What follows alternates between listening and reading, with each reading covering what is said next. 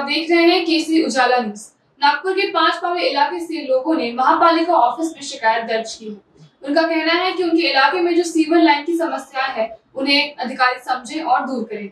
उन्होंने इस समस्याओं को लेकर हेल्थ ऑफिस और महापालिका आयुक्त के ऑफिस को निवेदन दिया है। इस मामले में पूर्व नगर सेविका छाया खापेकर ने क्या कहा, आइए जानते हैं। माझे नाव छाया खापेकर, पूर्व नगरसेविका छाया खापेकर आणि प्रभाग 8 मधून आम्ही या सगळ्या महिलांना घेऊन आम्ही कमिशनर ऑफिसला पोहोचलोय। आमच्या वार्डातल्या ज्या समस्या आहे शोर लाईन वगैरेचा, तर त्या शोर लाईनच्या समस्या घेऊन आम्ही हेल्थ ऑफिसरला एक आम्ही निवेदन दिला आणि कमिशनर ऑफिसला एक निवेदन दिला आहे।